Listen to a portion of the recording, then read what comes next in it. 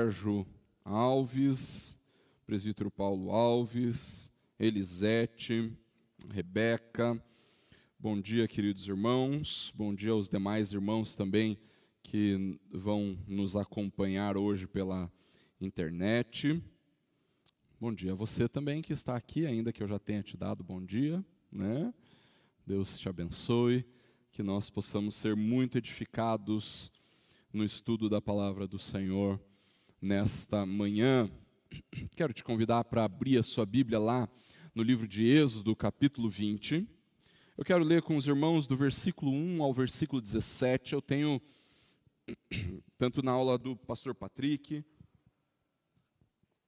como na aula do pastor Lucas, na semana passada e nesta aula de hoje, tenho tentado enfatizar, queridos, que o microfone está com o Gui. Então, se você quiser fazer a sua participação, fazer a sua pergunta, seu comentário, você pode levantar uma de suas mãos, o Gui vai chegar com o microfone para você, e aí, então você pode fazer a sua pergunta, trazer a sua colaboração. Eu tenho enfatizado, queridos irmãos, que nós precisamos aprender a enxergar os 10 mandamentos, não como mandamentos estanques, ainda que eles contenham ensinamentos próprios de cada um destes mandamentos. Também não podemos enxergar estes mandamentos apenas naquela divisão das 2 tábuas, ainda que esta divisão nos ajude a compreender o que o Senhor nos fala na sua lei, né? Lembrando lá das 2 tábuas, a primeira tábua que fala dos nossos mandamentos a respeito do Senhor, mas também a segunda tábua que nos fala a respeito dos mandamentos do nosso relacionamento uns para com os outros.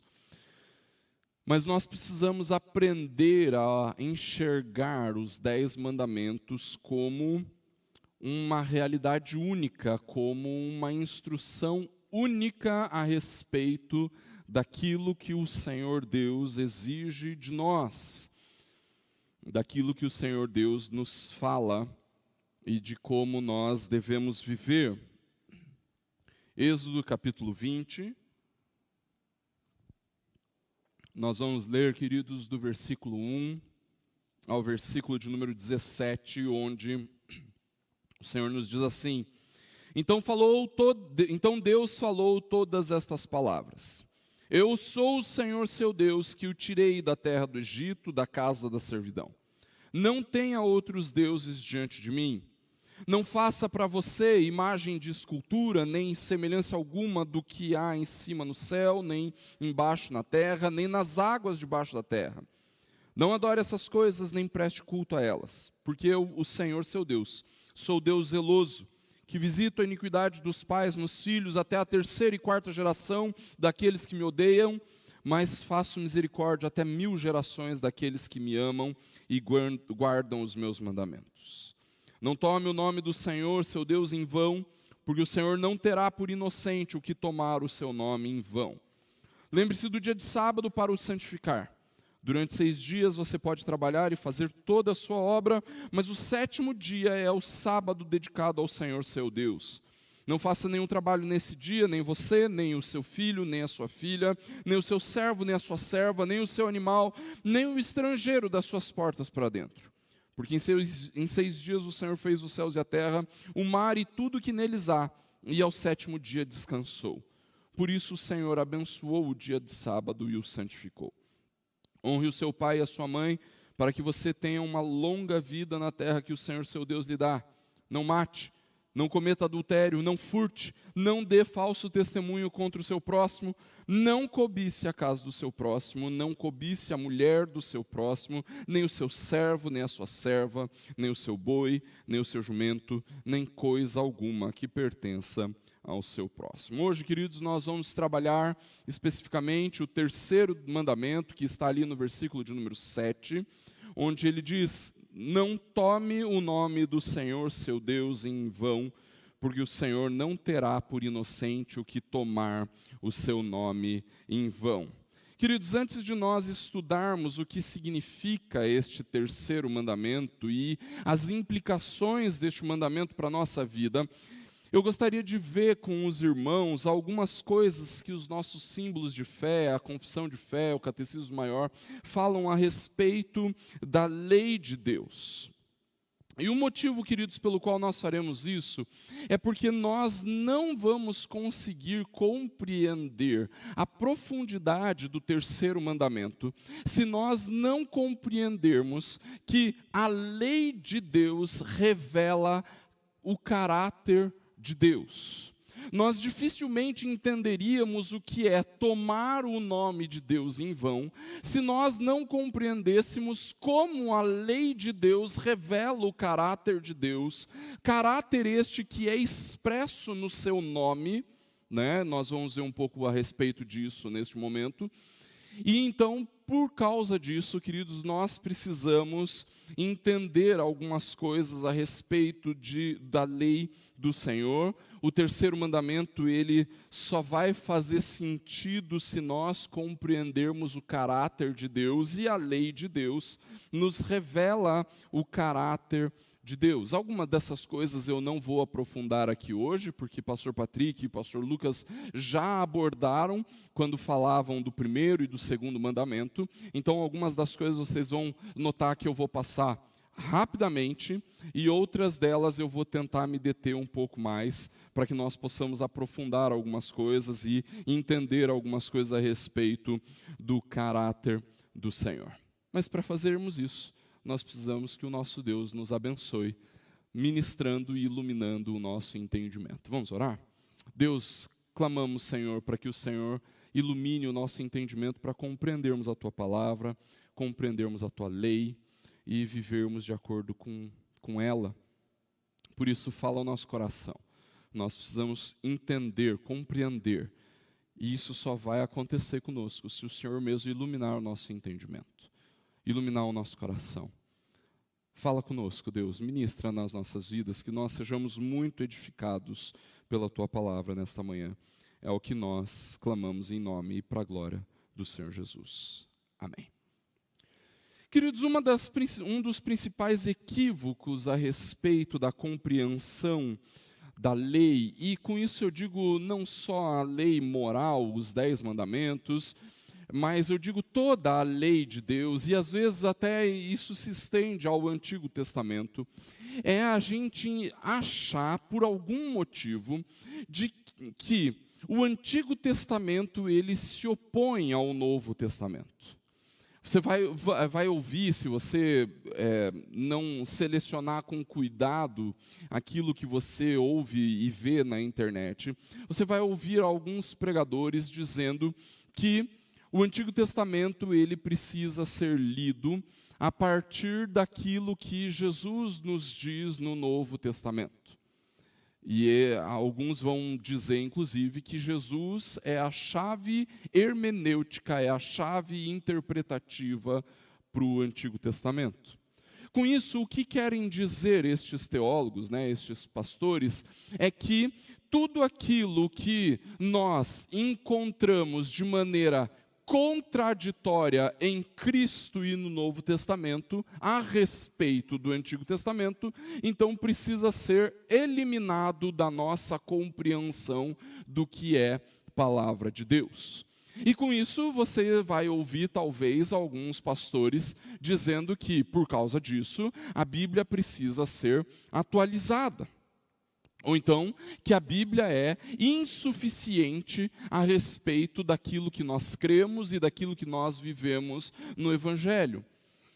No entanto, queridos, essa compreensão traz uma compreensão, ou essa compreensão a respeito da palavra, traz uma realidade completamente distorcida a respeito do que é a lei de Deus, do que é o Antigo Testamento, do que é esse trecho, ou do que é o Decálogo, ou os 10 mandamentos, traz uma compreensão completamente equivocada.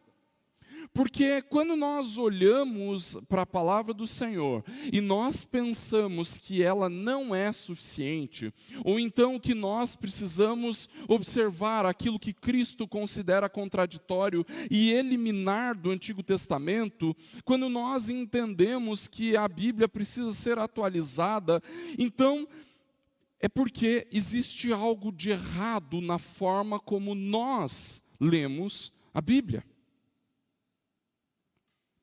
Existe algo de errado na forma como estes pastores e teólogos olham para a Bíblia. Eu fiz o nosso tempo de devocional agora justamente como uma introdução para esta aula.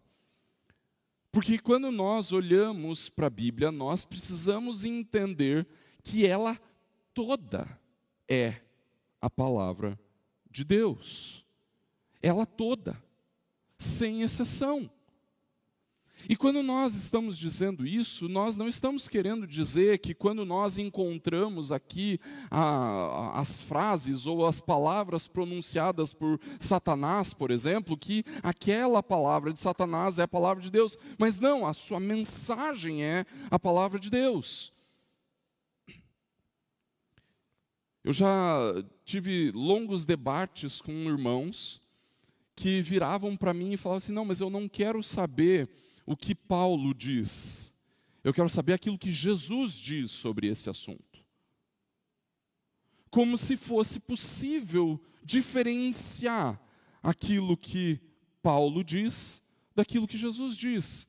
O que esses irmãos estão querendo argumentar é que aquilo que o Evangelho nos revela é maior do que aquilo que Paulo nos revela, do que aquilo que o Antigo Testamento nos revela. Mas se nós formos levar ao pé da letra esse tipo de argumento, então nós temos que admitir que nem mesmo os Evangelhos são a palavra de Jesus.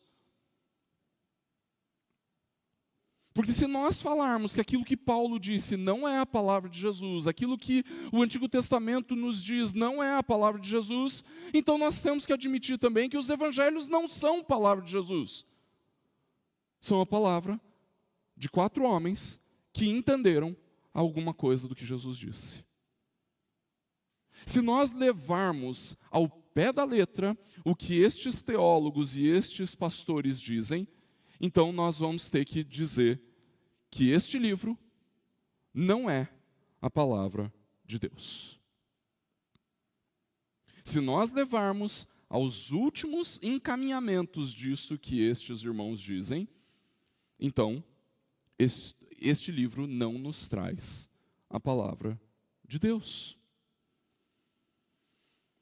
Agora, se nós cremos que a Bíblia é a palavra de Deus, e nós cremos, então nós não precisamos fazer uma distinção a respeito daquilo que revela o Antigo Testamento e aquilo que revela o Novo Testamento.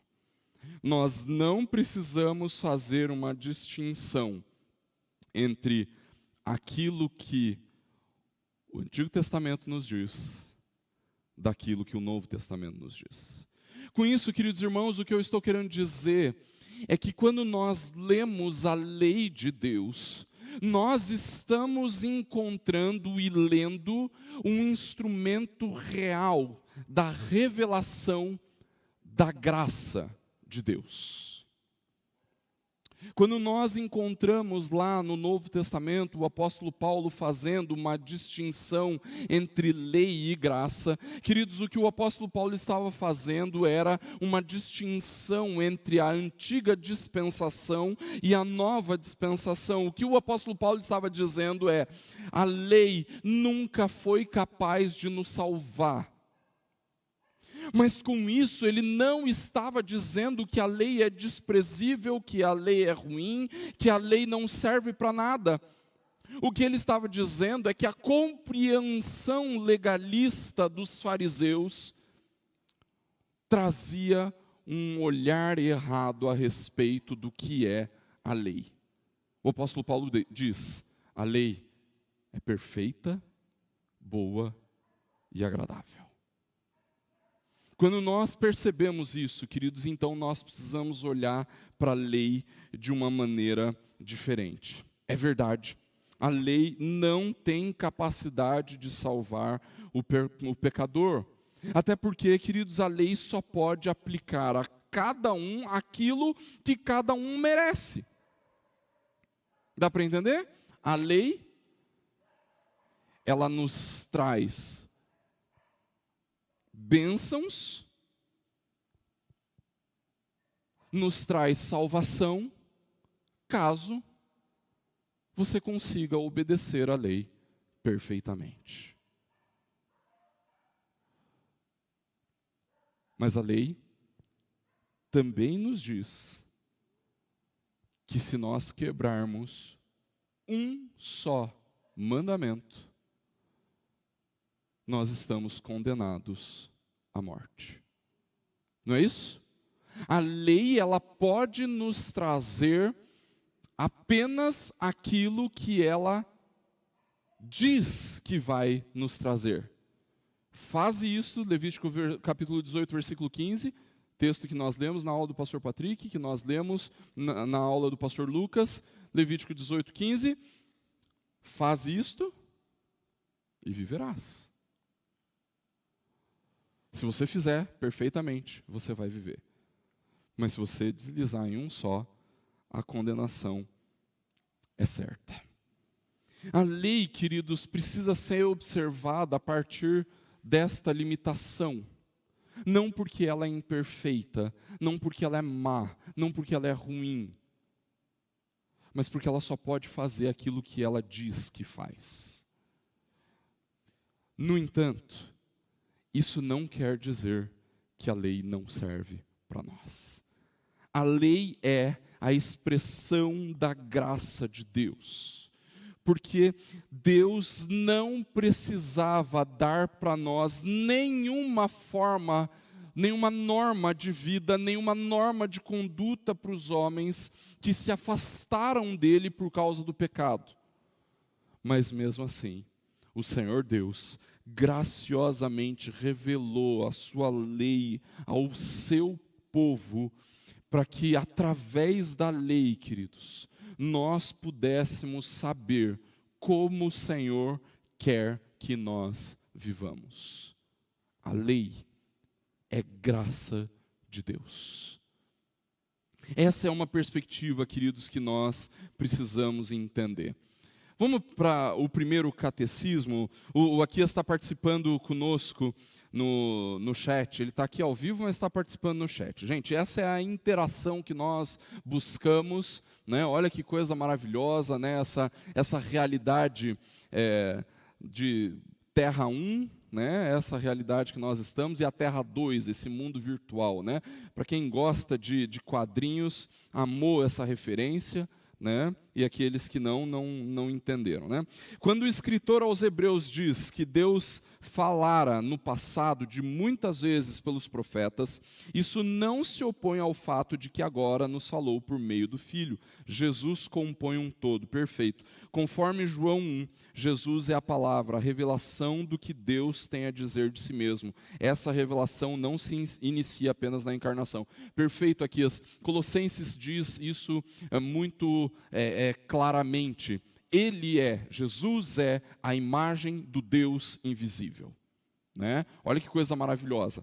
Tudo o que nós precisamos conhecer de Deus está nos revelado em Cristo, né? Olha que coisa maravilhosa isso. No entanto, isso não quer dizer que Deus não falou no passado. Deus falou no passado, mesmo antes da encarnação, tá?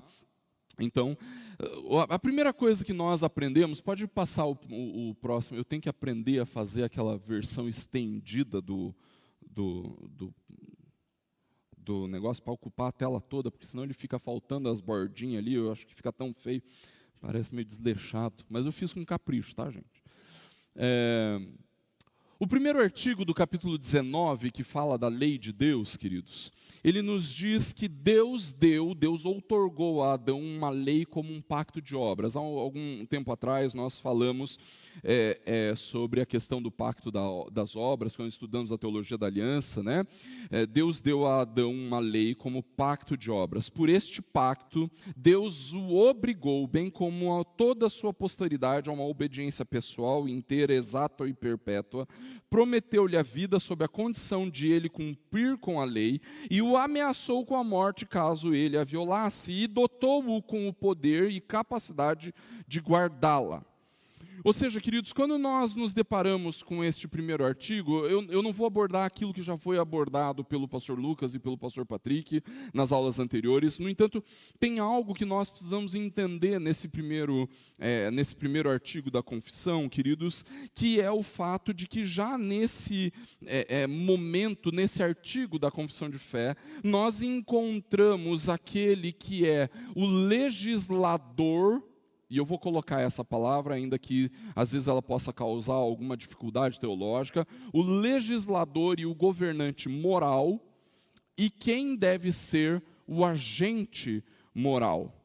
E o que o texto está nos dizendo? O texto da confissão de fé nos diz que Deus, como supremo rei e governante do universo, ele estabeleceu leis para reger toda a criação, leis naturais, mas também leis morais. No que se refere ao homem, principalmente, ele também promulgou uma lei moral que é excelente em todos os aspectos e é uma lei perfeita. Esta lei, queridos, não é necessariamente a lei que está escrita no Antigo Testamento ou no Decálogo, mas é uma compreensão ou uma certa compreensão que o homem tem daquilo que é certo e daquilo que é errado. Não precisa, e aí eu dou alguns exemplos bem simplórios, apenas para a gente situar isso que eu estou dizendo. Não precisa ser cristão para que alguém ache que é errado matar outra pessoa, não é verdade?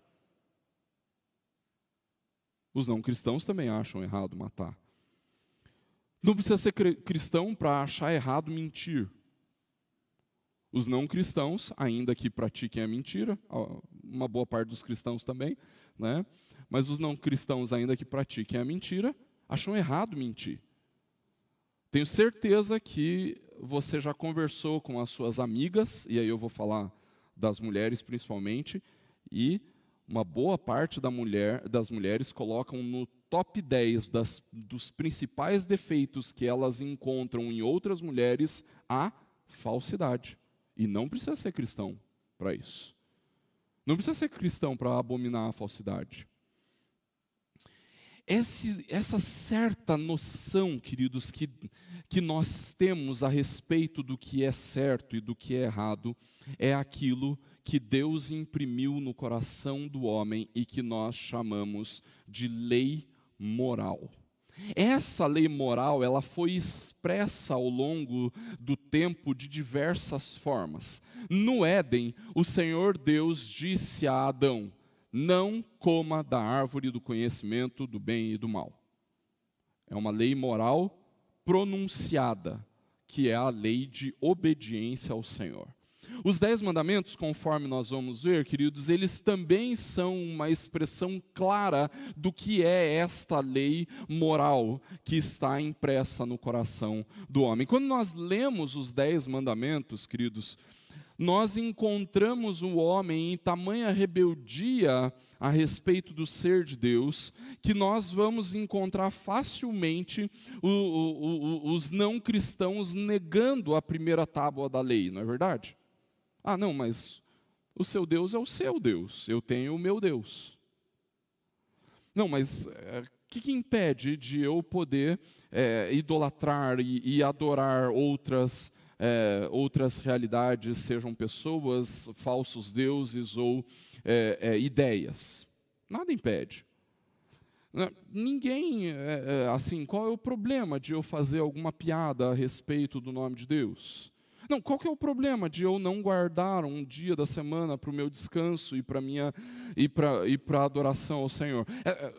Uma boa parte dos não cristãos com quem você convive, eles vão olhar para estes mandamentos e eles vão rejeitá-los na sua aplicação diária. Mas eu tenho certeza que uma boa parte dos não cristãos que você conhece, eles também vão dizer assim: ah, Deus é o nosso Pai maravilhoso, aquele que criou todas essas coisas boas. Não é verdade? Não tem uma certa consideração por uma figura divina no coração do homem, mesmo daqueles que não professam a fé cristã? Sim ou não? Gente, vocês estão entendendo o que eu estou falando?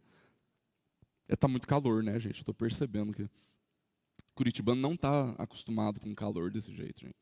Né? Eu estou falando que está muito calor, aqueles que não são de Curitiba estão rindo de mim, né? Falando que é calor, pastor, você não sabe o que é calor, pastor. Né? Mas dá para entender, queridos, como os não cristãos, eles têm um certo temor, uma certa referência a respeito da existência de uma divindade? Não tem? Você coloca, eu não sou da pescaria, né, mas alguns dos irmãos que são, eles vão para lugares belíssimos e veem lá a ação criadora do Senhor, e estão lá com um amigo não cristão, e esse amigo não cristão, ele olha para aquilo tudo e fala assim: olha que coisa bonita que Deus criou. Nenhum diz que fala assim: olha como os átomos se encontraram de maneira tão maravilhosa e explodiram e deram origem a essa realidade que nós nos encontramos. Dificilmente você vai ver gente falando assim. Mas quando nós vamos para a segunda tábua da lei, nós encontramos ainda mais semelhança entre aquilo que nós cremos e vivemos com aquilo que alguns dos não cristãos creem e vivem. Porque uma boa parte dos não cristãos também acham que desrespeitar pai e mãe é algo terrível. A ponto de a gente não deixar nem o chinelo virado para cima, para baixo, não é verdade? Chinelo para baixo, a mãe morre, não é? Não diz o negócio, não, Deus o livre, não pode deixar o chinelo virado para baixo, né? Tem um certo temor a respeito da obediência ao pai e à mãe. Quando a gente olha para os restantes dos mandamentos, não mate, não adultere, não furte, não dê falso testemunho, não cobice, todas as pessoas, de uma certa forma, consideram essa realidade. Agora, quando nós olhamos para isso, queridos, nós entendemos que esta lei, ela também foi pronunciada de maneira objetiva pelo Senhor, de tantas formas que o nosso Deus resolveu estabelecer nos 10 mandamentos uma boa forma de encontrarmos como Deus deseja que nós vivamos. Agora, quando nós partimos para o segundo artigo, muda o slide para nós, por favor, Bia. Nós vamos entender que essa lei, mesmo com o homem tendo sido incapacitado de cumpri-la por causa do pecado, ela continua sendo uma perfeita regra de justiça. Ou seja, quando nós regemos a nossa vida por esta lei, ainda como pecadores, nós estamos vivendo aquilo que nós encontramos de um padrão mais perfeito, ainda que mais perfeito seja horrível, né, essa ideia, o padrão mais perfeito de justiça. Vou passar a palavra para o Gabriel. Gui, você leva o microfone, por favor?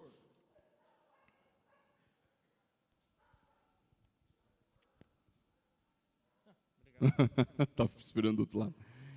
O que eu ia comentar aqui em Romanos 14, versículo 15, diz assim: porque a lei suscita ira, mas onde não há lei também não há pecado. Ou seja, se não existisse lei, ou se Jesus tivesse abolido a lei, não existiria pecado, porque só existe o pecado porque existe a lei dizendo o que deve e o que não deve ser feito. Então, assim, se Jesus tivesse abolido a lei, a morte dele teria sido em vão, porque ele morreu porque ele morreu para pagar o preço pelos nossos pecados. Se não há lei, ou se a lei não é válida, não há pecado, e consequentemente Jesus morreu em vão. Eu vou abordar um pouco disso quando nós falarmos dos 3 usos da lei, Gabriel, mas é isso mesmo. né? A lei, ela ressalta a realidade do pecado, ela nos mostra o quanto somos pecadores. O apóstolo Paulo fala assim, eu não conheceria o pecado se eu não tivesse conhecido a lei, eu não saberia o quanto eu sou cobiçoso se a lei não tivesse me dito não cobice, né? Então, é por aí mesmo, né? Nós vamos falar um pouco mais sobre isso quando nós abordarmos os 3 usos da lei, aquilo que historicamente a Igreja Reformada entende, as igrejas reformadas entendem como a utilidade da lei para nós, tá? Nesse segundo artigo, queridos, nós vamos observar que a lei tem uma origem. O artigo nos diz que Deus entregou no Monte Sinai esta lei, em 10 mandamentos, em 2 tábuas. Ou seja, Deus é a origem da lei. Mas nós precisamos também entender que essa lei tem um objetivo. Qual é o objetivo? Um objetivo de nos relacionarmos de maneira adequada com o próprio Deus, mas o objetivo também de nos relacionarmos de maneira adequada com o nosso próximo. Tá? Então, nós observamos isso nesse segundo artigo. E é importante a gente entender, queridos, que ainda que a lei ela esteja no coração do homem, né, impressa no coração do homem, e que exista na compreensão humana uma certa compreensão do que Deus estabeleceu como certo e errado, nós não podemos pensar que essa lei ela emerge da natureza, da realidade natural, ou então que ela foi criada com a realidade natural. Muito mais do que isso, a lei surge da vontade de Deus. E essa lei é estabelecida como, sim, um mecanismo que Deus utiliza para um controle da ordem social, tanto por meio dos códigos legais, como por intermédio de uma lei inata na nossa consciência. Tá? Nós vamos falar um pouco mais disso, e por isso eu não vou me deter muito aqui. Passa para nós, Bia. O terceiro artigo diz que, além dessa lei moral, geralmente Deus quis dar ao seu povo de Israel, considerado uma igreja sob sua tutela, leis cerimoniais que contêm diversas ordenanças típicas. Essas leis, que em parte se referem ao culto e prefiguram Cristo, as suas graças, seus atos, seus sofrimentos e os seus benefícios, e em parte representam várias instruções de deveres morais, estão todas abolidas sob o Novo Testamento. E então o artigo 4º, já vamos explicar um pouco mais disso aí, o artigo 4º vai dizer assim, a este mesmo povo, considerado como um corpo político, Deus concedeu diversas leis judiciais que deixaram de vigorar quando o país daquele povo também deixou de existir, e que agora não obrigam além do que exige a sua equidade geral. Ou seja, o que esses 2 artigos estão nos contando, queridos, é que existem 3 tipos de lei. Não confunda, nós já vamos falar sobre os 3 usos da lei, eu quero falar agora dos 3 tipos de lei. O primeiro desses tipos, queridos, é aquilo que nós chamamos de lei moral. E essa lei moral, ela é melhor expressa através dos 10 mandamentos, como nós conhecemos. E esta lei moral, queridos, ela deve ser observada em qualquer época, em qualquer circunstância em que os seres humanos vivem.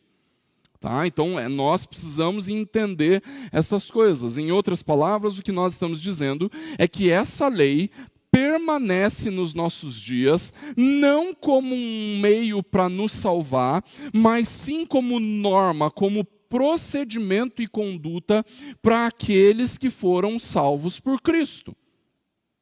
Então, nós devemos cumprir, sim, os 10 mandamentos, porque, de uma certa forma, nós podemos dizer que os 10 mandamentos são o estilo de vida que Deus planejou para os cidadãos do reino.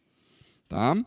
Mas nós também vamos encontrar na palavra, queridos, aquilo que nós chamamos e que historicamente nós temos visto e que a confissão de fé nos fala, da lei cerimonial. O que era uma lei cerimonial? O que é a lei cerimonial? É aquela lei que se refere às normas do culto, de como o povo de Deus deveria adorar no Antigo Testamento, tendo como finalidade principal apontar para o Senhor Jesus como o Redentor, como o Cordeiro e etc., né?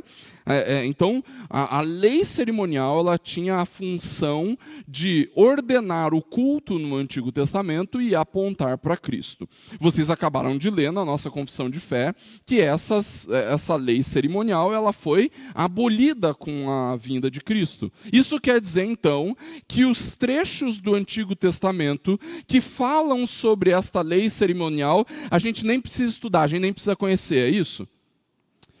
Quer dizer que essa lei cerimonial a gente pode arrancar ela da Bíblia e jogar fora porque ela não serve para nada para nós, é isso. Quer dizer que esta lei que a confissão de fé fala como uma lei cerimonial, uma vez que ela está abolida em Cristo, nós nem precisamos considerá-la mais palavra de Deus, basta a gente olhar para Jesus, é isso. Não é isso. Na verdade, esta lei, ela se cumpre em Cristo.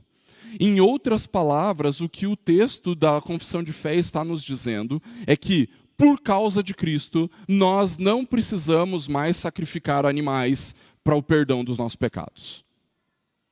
Por causa de Cristo, nós não precisamos mais reverenciar a Arca da Aliança, que a gente nem sabe onde está, só o Indiana Jones sabe. Essa só o pessoal que nasceu na década de 80 tem como referência, ou que já estava vivo na década de 80 tem referência, né? Nós não precisamos achar a Arca da Aliança para que nós possamos adorar de maneira apropriada ao Senhor. Isso não quer dizer que nós necessitamos que um sacerdote entre no Santo dos Santos para que a nossa adoração seja válida. É isso que esse texto está querendo dizer. No entanto, todas estas coisas, os princípios que regeram estas coisas, continuam absolutamente válidos para nós hoje.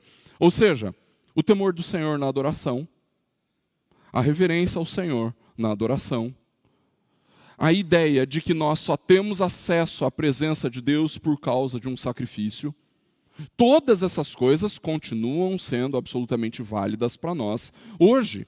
Tá? O que está dizendo é que nós não devemos e não podemos mais realizar estas coisas porque Cristo já as realizou perfeitamente. Tá? E a mesma compreensão, queridos, é a respeito da lei civil, do artigo de número 4. Essa ideia, queridos, da lei civil vivia-se lá um povo que regia-se num governo teocrático a partir de um legislador único, o próprio Deus, e que este Deus dizia como aquela nação deveria viver. E a partir daquilo que o Senhor Deus estabelece, nós podemos observar que existia uma lei que era uma lei específica para a nação de Israel. Nação esta que deixou de existir, tá? Não confunda a nação de Israel do Antigo Testamento com o país Israel que fica hoje lá no Oriente Médio, tá? Não confunda, não é a mesma coisa, só tem o mesmo nome, mas não é a mesma coisa, tá? A lei civil que nós encontramos no Antigo Testamento, então nós precisamos entender que ela foi dada para educar e disciplinar o povo de Israel para viver em sociedade. E essa lei civil também teve o seu total cumprimento na pessoa e na obra de Cristo. Agora, os princípios por trás desta lei civil continuam absolutamente válidos para nós hoje. Tá? Diga, Gabriel, por favor. Eu tenho uma pergunta, na verdade, duas, pastor. A primeira é que eu acho que isso daí que você trouxe é uma ótima forma, inclusive, de fazer apologética, caso a gente esteja conversando com algum amigo não cristão e ele, porventura, pergunte, tá, por que vocês cumprem alguns mandamentos do Antigo Testamento e não cumprem outros? A minha primeira pergunta seria, por exemplo, se algum não cristão perguntasse, tá, e quem define o que é lei moral, civil ou religiosa? Quem define isso daí? Porque no Antigo Testamento não está exatamente assim, claro, não tem essas três nomenclaturas. E a minha segunda pergunta seria que tem alguns preceitos no Antigo Testamento que eles ficam meio vagos, que é meio difícil de colocar se é moral, civil ou cerimonial. Por exemplo, a questão dos animais impuros, que haviam certos animais que eles não poderiam comer. Ou, por exemplo, o casal casado que tivesse relação sexual não poderia ir no templo, pois estaria considerado como impuro. Esse tipo de lei se colocaria em qual das três? Tá. Eu acho, Gabriel, que quando a gente começa a entender essa realidade do uso da lei, que é o que nós vamos falar agora, essa questão começa a se esclarecer um pouco assim, com um pouco mais de profundidade. Tá? Uma das perspectivas que nós precisamos ter é a partir do olhar que o Novo Testamento tem a respeito dessas leis.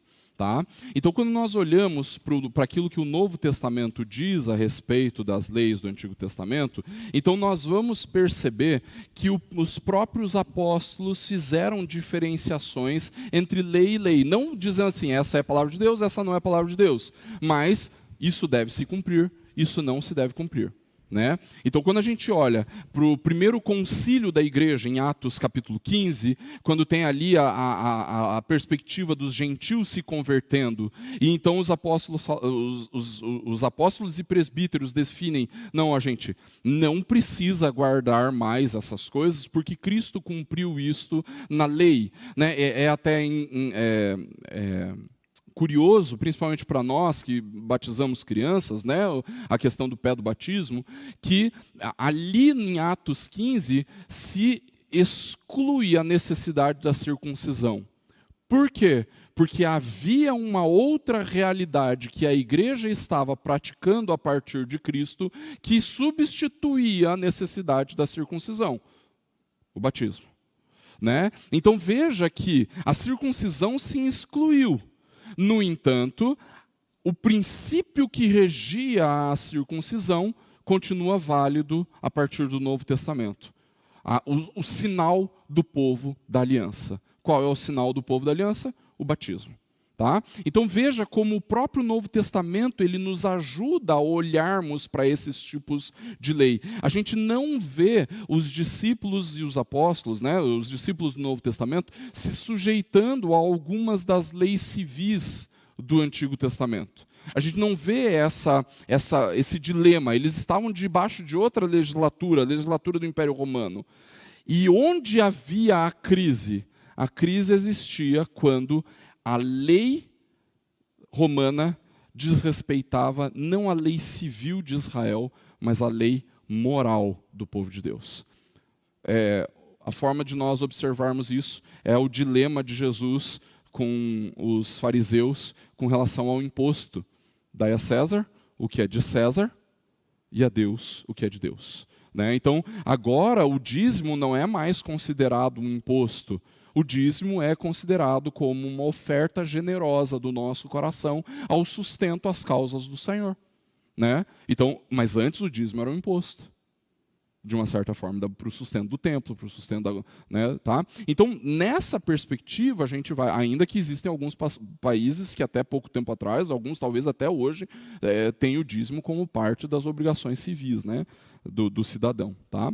Então, é um pouco por aí. A gente tem que olhar para aquilo que o Novo Testamento diz a respeito dessas leis específicas, não negligenciarmos os princípios, mas observarmos aquilo que o Novo Testamento nos diz. Tá? A segunda pergunta, só um pouquinho, Nicolas.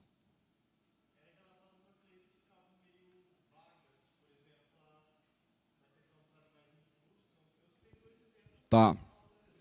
Tá.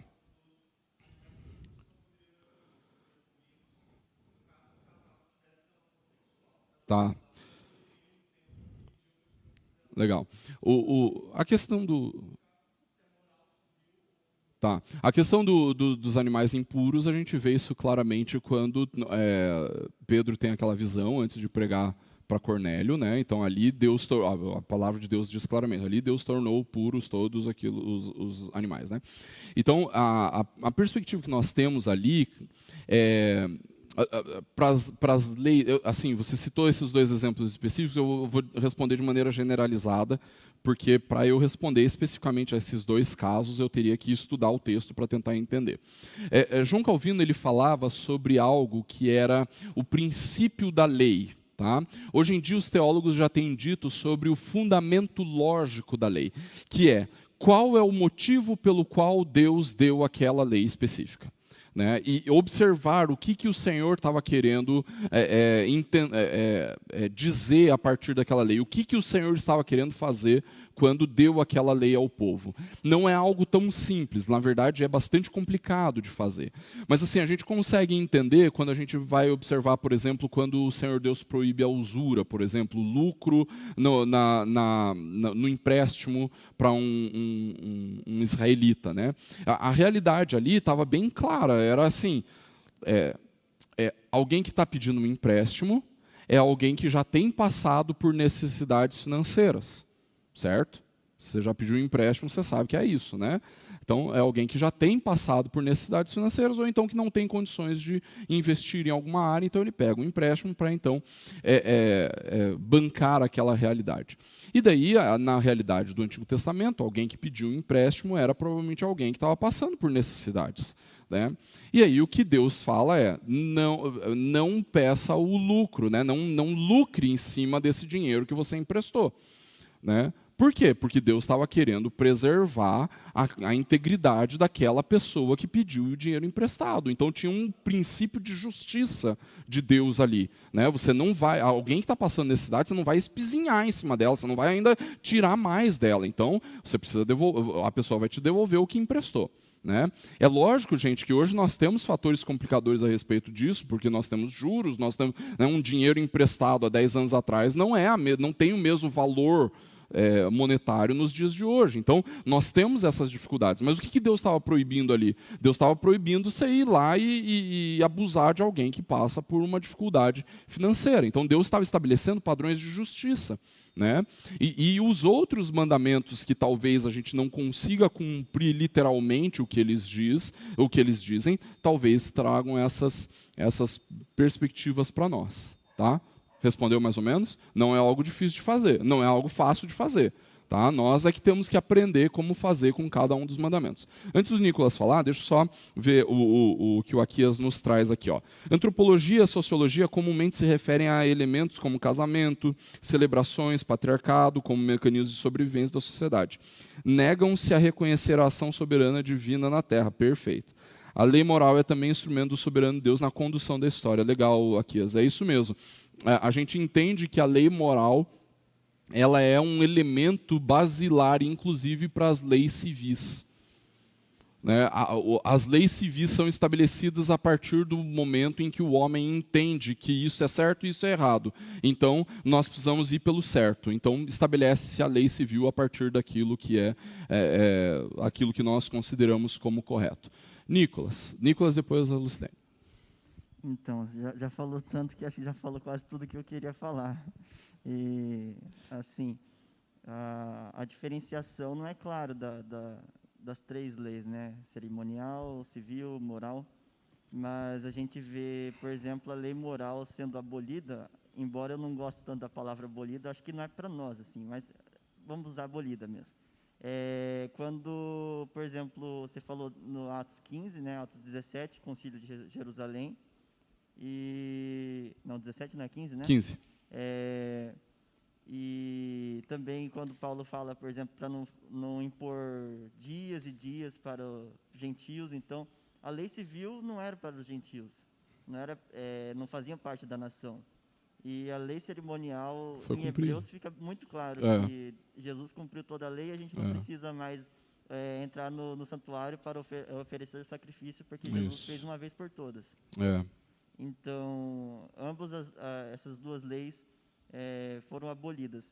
Mas, assim, a gente vê que, na verdade, o Antigo Testamento, o Pentateuco mais especificamente, eles não era uma lei exaustiva para o povo.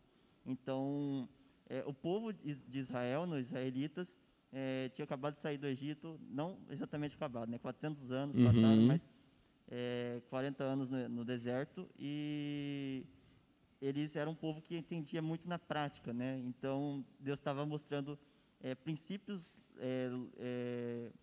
ensinando princípios através de coisas práticas. Isso. Tem muitas leis. Um exemplo de lei civil, por exemplo, é de você, no seu eirado, você tem que fazer uma muretinha, alguma coisa assim, né? Porque você tem que preservar a vida da pessoa é importante. Então, estava ensinando através disso para o povo. Tem uma outra lei que vai falar, você não deve cozer um cabrito no leite da ama, né? O que será que isso significa? Mas não é que exatamente isso era o errado, mas estava ensinando que a vida era importante. Então, não era para você colocar a morte, que é um cabrito morto, dentro de um leite da ama, né? Então, assim, não estava falando exaustivamente. Então, para o povo, essas são as coisas que vocês devem fazer, as outras tudo bem. Então, através da lei, eles aprenderiam como viver. O que eu acho, Nicolas, é que não é tão claro assim, né? A gente precisa ter um certo conhecimento daquilo que o Novo Testamento diz para a gente poder olhar para o Antigo Testamento e falar assim, eu bato o olho nessa lei, eu sei o que ela significa, eu sei por que ela foi dada e etc. Né? Eu acho que a dificuldade que o Gabriel expôs é um pouco essa. Eu confesso que eu tenho essa dificuldade também. Então, por isso que eu não ousei responder os 2 casos específicos que o Gabriel levantou, porque para eu responder esses 2 casos específicos, eu tinha que ir lá para Levítico e entender o contexto em que aquela lei foi dada, por que Deus falou aquilo e etc. Né? Mas quais eram os costumes da época, né, e etc. Tinha muita preocupação sanitária de Deus também, né? Nós temos que lembrar disso, né? Tinha uma preocupação sanitária ali de Deus, até ter algumas leis constrangedoras a respeito de como fazer as necessidades e etc. Né? Então, por quê, né? É a preservação da vida, você lembrou, né? Nós temos que lembrar dessas coisas, a preservação da identidade do povo, né? Talvez uma ideia de identidade que já não é mais algo que faça parte da nossa realidade e que a nossa identidade é preservada através de outros elementos, né? Então todas essas perspectivas nos trazem. Não é algo tão fácil de fazer, e eu vou dizer por que não é algo tão fácil de fazer. Se fosse fácil, nós jamais teríamos debates entre os evangélicos a respeito do batismo. Porque para nós, a questão do batismo sendo o substitutivo da circuncisão se dá a partir daí. Para os batistas, não. Entende? Então, não acho que seja tão fácil. O Novo Testamento precisa nos trazer compreensão a respeito de algumas leis específicas. E eu não ouso comentar algumas leis sem ter estudado elas antes, ainda que essas que você citou, eu tenho uma clara compreensão do princípio que regia aquela lei. Algumas das coisas que o Gabriel falou também, eu tenho alguma compreensão de por que a lei foi dada, mas não acho, assim, eu não seria capaz de abrir em Levítico aqui e falar assim, qual é o princípio que rege essa lei? Acho que não, eu teria que estudar. Né? Então, realmente não é fácil. Luz, por favor.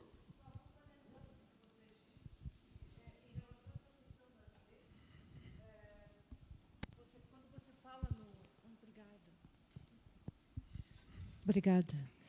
Só complementando, pastor, quando a gente fala de leis, as leis que constam em Levítico, a gente tem que lembrar, complementando, né, o contexto e como era a vida deles. E para nós, que vivemos em pleno século XXI, com todas as suas vantagens e desvantagens, nós não temos como compreender como era a vida dessas pessoas, né, naquela época, mais de 2.000 anos atrás, quase 3.000 anos atrás.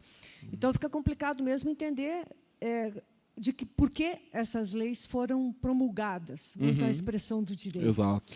Mesmo quando, no Brasil, quando você vai ler um projeto de lei, a primeira coisa que o deputado, o senador que propõe aquela lei faz é uma justificativa do porquê daquela lei. Isso. O que é que ele pretende proteger ou modificar ou cuidar em função daquela lei. Claro, nem todos os projetos são realmente bem intencionados. O papel aceita tudo.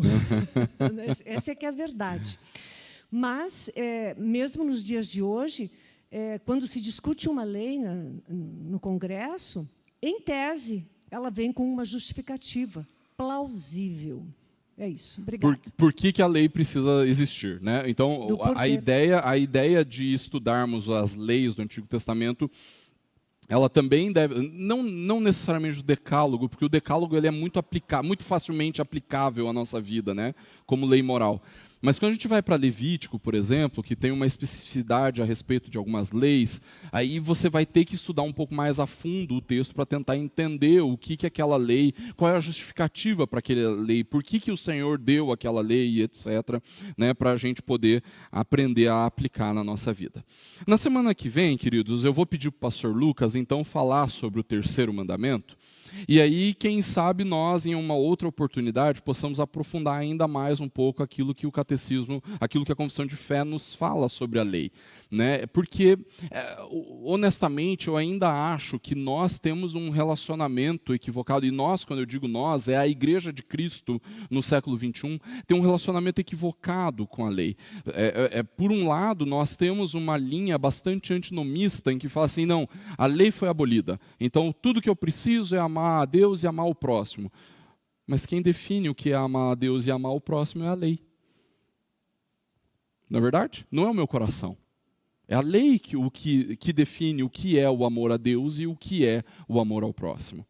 E, por outro lado, nós temos aqueles que levam uma vida tão moralista, tão legalista, que encontram na lei o objetivo da sua justificação. Né? Eles não se veem justificados em Cristo, mas eles se enxergam justificados pela sua própria conduta moral, pela sua própria conduta ética, e eles dizem, estou cumprindo a lei